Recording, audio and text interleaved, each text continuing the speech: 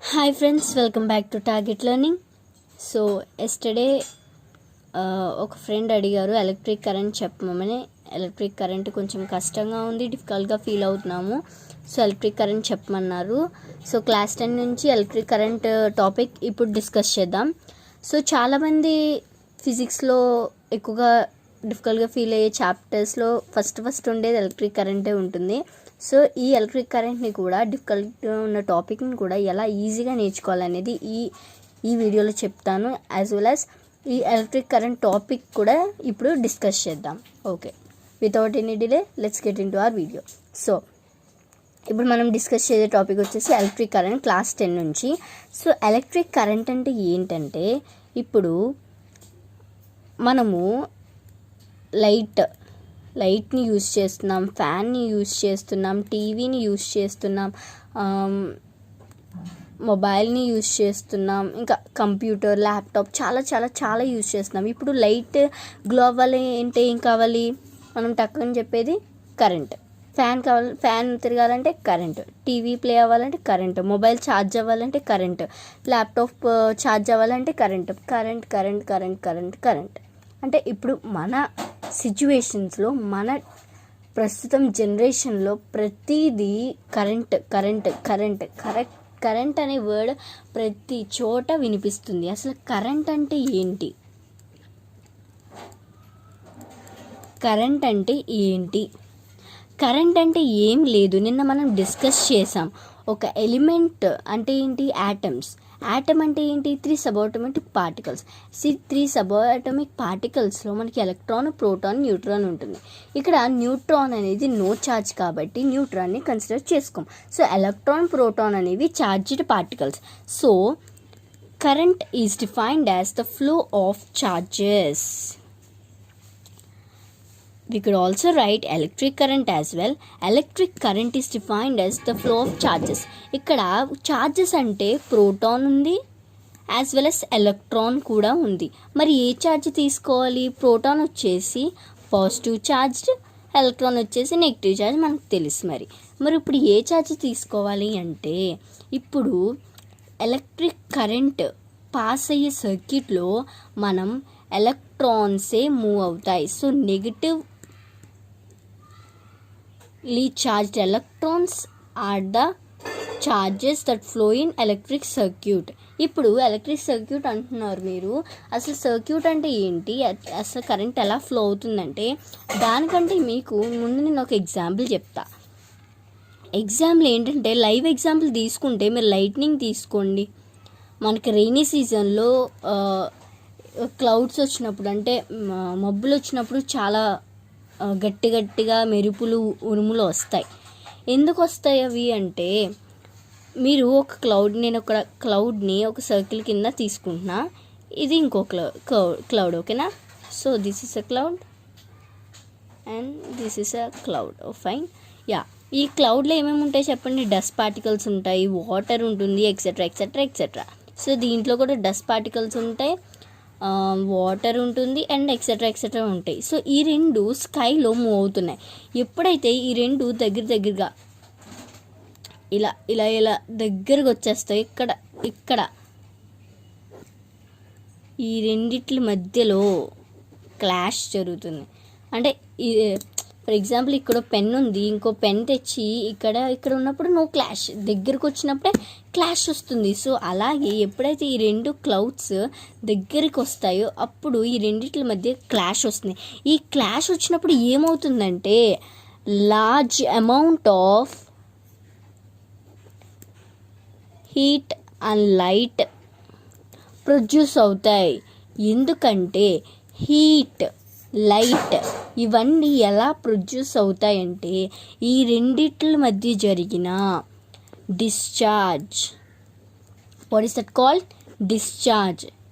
Electric discharge జరగడం వలన ఈ రెండిట్ల మధ్య క్లాష్ అనేది జరుగుతుంది. అందుకే మనము చూస్తే ఇప్పుడు మెరుపులు, ఉరుములు పడినప్పుడు థండర్స్ అంటారు కదా, పిడుగులు.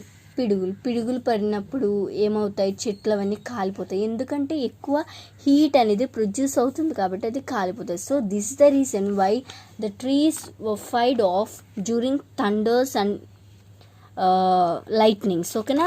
సో నెక్స్ట్ ఇప్పుడు మనకు అర్థమైంది అసలు ఎలక్ట్రిసిటీ ఎలా ప్రొడ్యూస్ అవుతుంది, ఎలా అంటే ఎలక్ట్రిక్ డిశ్చార్జ్ అన్నమాట. సో నేను లైటింగ్ ఎందుకు తీసుకున్నానంటే అది లైవ్ ఎగ్జాంపుల్ కాబట్టి మనకు అర్థం చేసుకోవడానికి చాలా ఈజీగా ఉంటుంది. సో ఇప్పుడు ఏంటి, అసలు ఎలక్ట్రిసిటీ ఎలా ప్రొడ్యూస్ అవుతుంది, అసలు ఎలా ఉంటుంది, ఎవరు ట్రాన్స్మిట్ చేస్తారు, ఎలా ట్రాన్స్మిట్ అవుతుంది, అన్ని బాడీస్లోకి ఎలక్ట్రిక్ కరెంట్ ప్రొడ్యూస్ అవుతుందా, ఎలా ట్రాన్స్మిట్ చేస్తారు అంటే, సో ఎలక్ట్రిసిటీ అనేది ఎలా ప్రొడ్యూస్ అవుతుంది, ఎప్పుడు ప్రొడ్యూస్ అవుతుంది, అసలు వేటిలో ట్రాన్స్మిట్ అవుతుందంటే, ఇప్పుడు మనకి చాలా మెటీరియల్స్ ఉన్నాయి కదా, చాలా మెటీరియల్స్ ఉన్నాయి. ఇప్పుడు మనం కన్సిడర్ చేసుకుంటే మన హ్యూమన్ బాడీ అనేది ఒక మెటీరియల్ కదా. సో అలాగే టేబుల్స్ ఉన్నాయి, చైర్స్ ఉన్నాయి, చాలా ఉన్నాయి. ఎయిర్ అనేది కూడా ఒక టైప్ ఆఫ్ మెటీరియల్ కదా. ఎయిర్లో కూడా కరెంట్ ప్రొడ్యూస్ అవుతుందా, పాస్ అవుతుందా, ఇలా చాలా మెటీరియల్స్ ఉన్నాయి. మరి దేంట్లో అన్నిటిలో పాస్ అయిపోతుందా కరెంట్? కాదు, కొన్నిటిలోనే పాస్ అవుతుంది, ఇంకొన్ని వాటిలో పాస్ అవ్వదు. ఎందుకంటే ఆ మెటీరియల్స్ యొక్క నేచర్ అలా ఉంటుంది. సో మెటీరియల్స్ ఎలక్ట్రిసిటీని పాస్ చేసే మెటీరియల్స్, పాస్ చెయ్యని మెటీరియల్స్ కింద 2 కేటగిరీస్లో డివైడ్ అయినాయి. ఫస్ట్ కేటగిరీ ఏంటి, కండక్టర్స్. మీ అందరికీ ఇప్పటికే తెలిసి ఉంటుంది కండక్టర్స్ అంటే ఏంటో. కండక్టర్స్ అంటే ఏమీ లేదు, కండక్టర్స్ అంటే which allow current to pass through them, allow current. Insulators అంటే ఏంటి, do not allow current. Insulators అనేవి కరెంట్ని వాటి ద్వారా పాస్ చేయడానికి అలో చెయ్యదు, కానీ కండక్టర్స్ అనేవి అలో చేస్తాయి. దీనికి మీరు ఎగ్జాంపుల్స్గా చూసుకుంటే ఐరన్ తీసుకోవచ్చు. మీరు ఐరన్లో కరెంట్ అనేది ఫాస్ట్గా ట్రాన్స్మిట్ అవుతుంది. ఎందుకంటే ఐరన్ అనేది గుడ్ కండక్టర్. మీరు already metallic properties, non metallic properties నేర్చుకున్నప్పుడు metals are the good conductors of heat and electricity అని నేర్చుకుంటాం.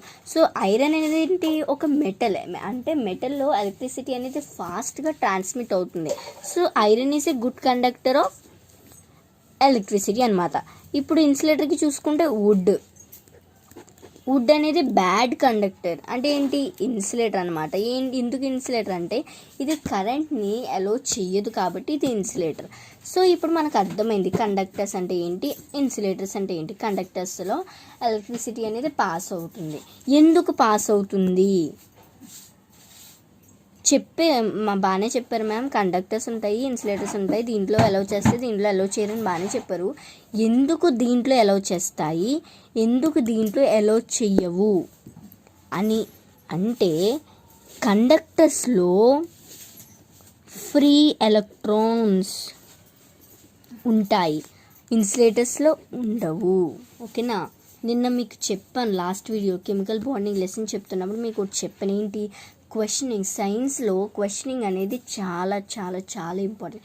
ఎప్పుడైతే మన మైండ్లో క్వశ్చన్స్ అరైజ్ అవుతాయో అప్పుడు మనం కొత్త థింగ్స్ నేర్చుకోవచ్చు. సో ఇక్కడ చాలామంది చెప్తారు ఈ కండక్టర్స్ అంటే కరెంట్ని పాస్ చేస్తే, ఇన్సులేటర్స్ అంటే పాస్ చేయవు, కానీ చెప్పరు ఎందుకు పాస్ చేస్తే ఎందుకు పాస్ చేయవని.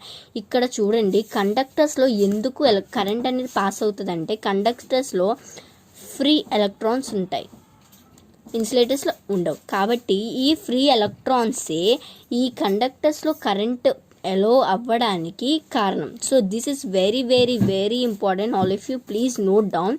సో ఇది చాలా ఇంపార్టెంట్ పాయింట్ అనమాట. ఫ్రీ ఎలక్ట్రాన్స్ ఉండడం వల్లనే కరెంట్ అనేది కండక్టర్స్లో ఫ్లో అవుతుంది, అండ్ లేకపోవడం వల్లనే కరెంట్ అనేది ఇన్సులేటర్స్లో ఫ్లో అవ్వదు. ఓకేనా.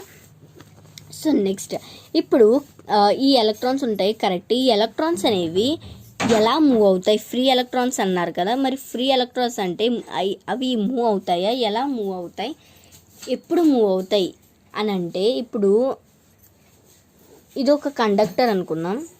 So let this be a conductor, ఇది ఒక కండక్టర్. ఓకే, ఇక్కడ మనకి తెలుసు చార్జ్డ్ పార్టికల్స్ అంటే ప్రోటాను, ఎలక్ట్రాన్ ఉంది. మనకు ఆల్రెడీ చెప్పాను ఎలక్ట్రాన్సే కరెంట్లో మూవ్ అవుతాయి అని చెప్పాను. సో ప్రోటాన్స్ అంటే పాజిటివ్లీ ఛార్జ్డ్ ఏమవుతుంది, పర్టికులర్ పొజిషన్స్లో అలా ఫిక్స్ అయిపోతాయి. సో ఆ పొజిషన్ ఏమంటామంటే ఫిక్స్డ్ పొజిషన్ని లాటిస్ అంటాం. ఫిక్స్డ్ అరేంజ్మెంట్ ఆఫ్ ప్రోటాన్స్ అనొచ్చు. ఓకేనా, ఫిక్స్డ్ అరేంజ్మెంట్ ఆఫ్ ప్రోటాన్స్. ఓకేనా, fixed arrangement of protons is called lattice. So ఈ ఫిక్స్డ్ అరేంజ్మెంట్ అనేది ప్రోటాన్స్లో ఉంటుంది. మరి ఎలక్ట్రాన్స్ ఎలా ఉంటాయంటే ఎలక్ట్రాన్స్ అనేవి ఫ్రీ ఎలక్ట్రాన్స్ కాబట్టి అవి మూవ్ అవుతాయి, ఇలా మూవ్ అవుతాయి, ఇలా మూవ్ అవుతాయి, వాటికి ఇష్టం వచ్చిన డైరెక్షన్లో మూవ్ అవుతాయి. మరి ఇలా వాళ్ళకి ఇష్టం వచ్చిన డైరెక్షన్లో మూవ్ అవుతే కరెంట్ అనేది ప్రొడ్యూస్ అవుతుందా? ప్రొడ్యూస్ అవ్వదు. మరి ఎప్పుడు ప్రొడ్యూస్ అవుతుంది అంటే ఎప్పుడైతే ఈ కండక్టర్ అనేది ఒక బ్యాటరీకి కనెక్ట్ అవుతుందో, అంటే ఇదొక ఎప్పుడైతే కనెక్ట్ అవ్వలేదు అది ఓపెన్ సర్క్యూట్లో ఉంటుంది. ఓపెన్ సర్క్యూట్లో ఉన్నప్పుడు in open circuit current does not flow since because the free electrons are moving in random motion. ఎందుకంటే వాటిలో ఒక స్పెసిఫైడ్ డైరెక్షన్ అనేది లేదు, అవి వాటికి ఇష్టం వచ్చినట్టు ర్యాండమ్ మోషన్లో తిరుగుతున్నాయి. ఎప్పుడు ఓపెన్ సర్క్యూట్లో ఉన్నప్పుడు కరెంట్ అనేది does not flow.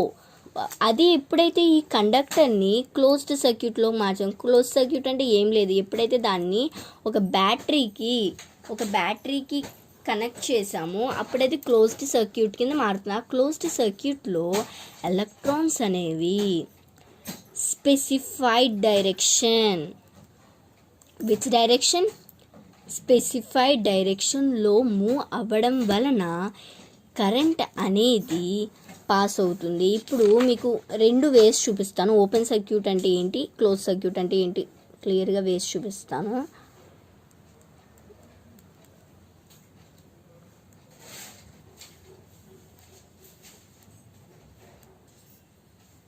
This is called open circuit. Open circuit అంటే ఏంటంటే బ్యాటరీతో కనెక్ట్ అవ్వదు అండ్ పాజిటివ్ అయాన్స్ ఎలాగా అరేంజ్మెంట్లో ఉంటాయి, ఈ ఎలక్ట్రాన్స్ అనేవి మూవ్ అవుతాయి. ఇది ఓపెన్ సర్క్యూట్. అదే క్లోజ్డ్ సర్క్యూట్ అనుకో,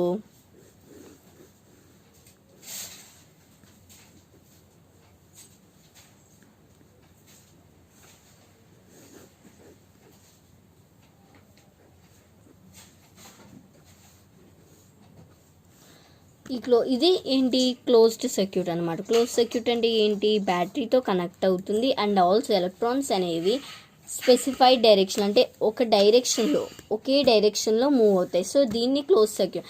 మరి కరెంట్ అనేది ఎప్పుడు ఫ్లో అవుతుందంటే ఓపెన్ సర్క్యూట్లో ఉన్నప్పుడు కరెంట్ అనేది ఫ్లో అవ్వదు, క్లోజ్ సర్క్యూట్లో మాత్రమే కరెంట్ అనేది ఫ్లో అవుతుంది. ఓకేనా, సో ఇప్పుడు మనం అర్థమైంది కరెంట్ అంటే ఎలా ఫ్లో అవుతుంది, ఎప్పుడు ఫ్లో అవుతుంది, ఏ కండిషన్స్లో ఫ్లో అవుతుంది, ఏ కండిషన్స్లో ఫ్లో అవ్వదు అనే విషయం మనం తెలుసుకున్నాం. ఇప్పుడు కరెంట్ని డిఫైన్ చేద్దాం, ఎలక్ట్రిక్ కరెంట్ని డిఫైన్ చేద్దాం. What is electric current? Electric current is the flow of charges. Which flow of charges? Random motion కాదు, ordered flow of charges. Electric current is the ordered motion of charges.